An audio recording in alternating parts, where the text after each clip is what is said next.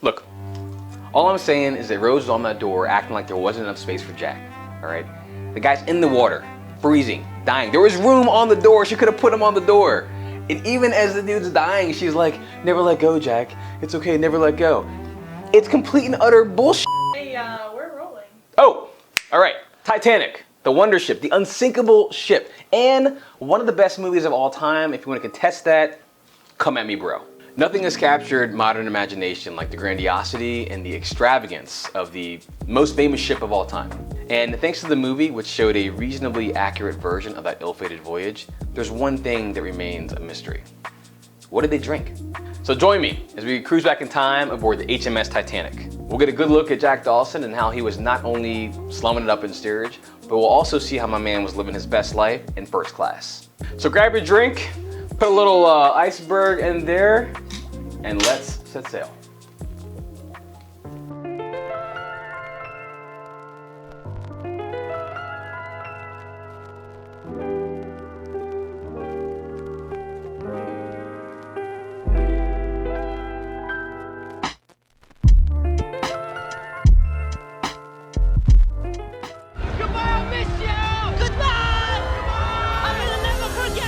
Now there are lots of questions surrounding the shipping manifest because obviously they didn't make it to their intended destination. But here's what we do know. The ship was heavily laden with booze and wine.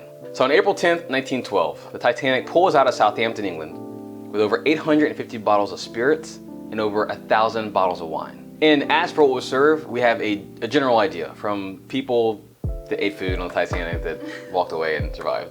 So we also have some bits and pieces from letters that people sent their loved ones when they were just talking about the meals that they were enjoying while at sea. These were highly Instagrammable meals, and these people were wining and dining in style. Well, the folks in first and maybe second class were wining and dining in style. The folks in steerage, they weren't living that life. Because let's get real, while Jack and Rose were crip walking to Irish folk music in steerage next to the boilers, big names like Unsinkable Molly Brown, John Jacob Astor IV, Benjamin Guggenheim, these folks were enjoying 10-course meals with cocktails and bottles of wine and champagne that would have been their modern day ace of spades. The cuisine experience was meant to be on par with the grand hotels of its time. The Ritz-Carlton, the Hotel Cecil in London. So the dining room of the ship, it was decorated in the style of Louis XVI. The dining room alone, it sat 150 people, and they offered things like oysters, grilled mutton chops, filet mignon, roast duckling, you name it. This was high living. But what cocktails were they ordering? Well, we don't know. I know it's crazy, but at the time, cocktails just weren't in style like they are now. Anyway, history leaves clues. And one of those clues was worth over $150 million at the time. That's like $4 billion in today's money. His name, John Jacob Astor IV. Now, to put this in perspective, his wealth at the time made him the richest dude in all of New York, and most certainly the most ballin' cat on the Titanic. What's even crazier is he went down with the ship, but made sure his pregnant wife was on a lifeboat. That would be like Elon Musk dying on a really fancy Carnival cruise. Now Astor, like many rich aristocratic dudes in his time, was probably set in his own ways. He would have posted up at the bar, or more likely at his private dining table, and would have asked for a drink that was not only not on the menu, but a drink that was made in his own hotel. Behold, the Robbery, created in 1894 at the Waldorf Astoria Hotel in Manhattan, New York. So the drink was named in honor of the premiere of an operetta called Robbery. It's kind of like in Manhattan, but the main difference is this one's made exclusively with Scotch whiskey.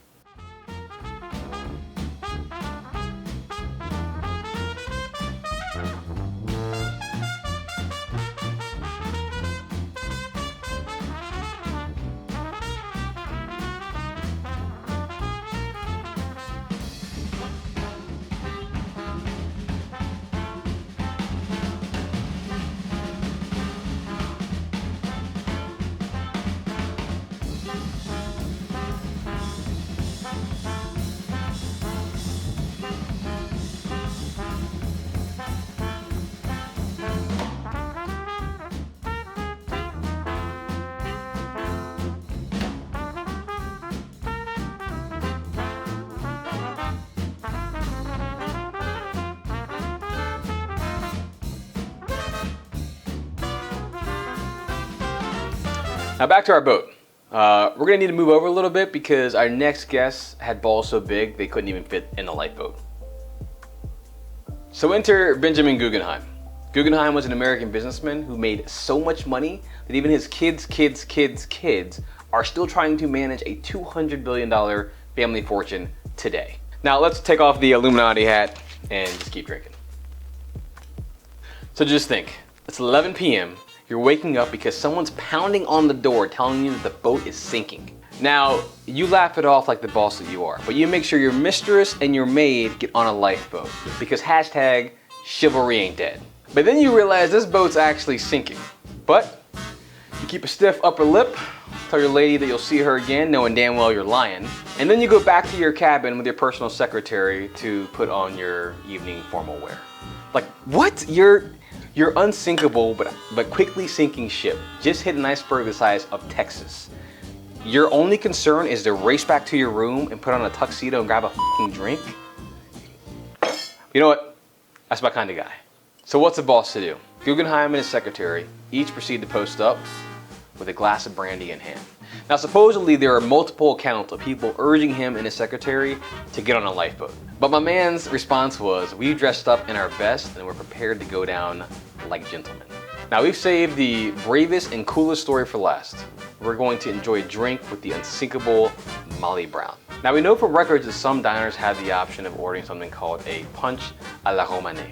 Yeah, I know, put a little accent on there because I'm wearing a tuxedo and I can be a little pretentious. It was a shaved ice concoction popularized by this French chef, so it's like a fancy slushy.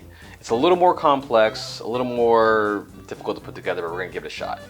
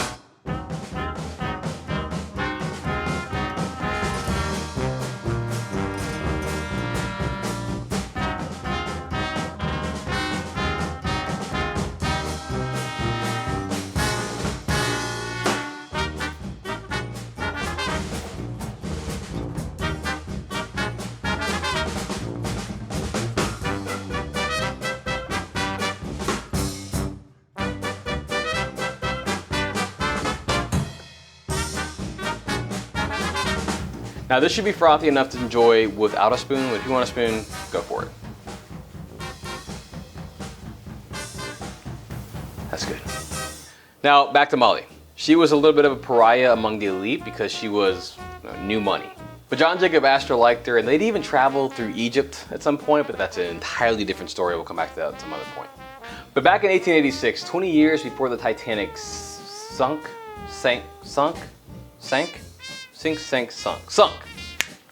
She married a guy named James Joseph Brown, or just JJ for short. Now by all accounts, JJ was just as poor as Molly when they married, but she married for love, and it worked out pretty damn well for her. Because in 1893, a mining contract for JJ hit pay dirt, literally. So fast forward, Molly has enough money to do whatever the hell she wants. And during a visit to see her daughter, she learns that her eldest grandchild is seriously ill back in the States. But we know how this story ends because James Cameron, he nails it in the movie. So Titanic hits ice, starts sinking, and the lifeboats are barely half full when they're launched.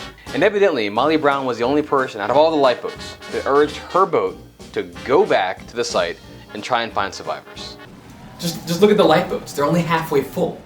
She supposedly even threatened to throw her small boat commander overboard to go back and look for survivors, but alas, it didn't work. So Molly went on to found a survivors committee, which worked to provide the basic necessities for the survivors of the Titanic in second class and in third class. She spent the rest of her days promoting things important to her, like childhood education, and literacy, and even earned a spot in Colorado's Women's Hall of Fame.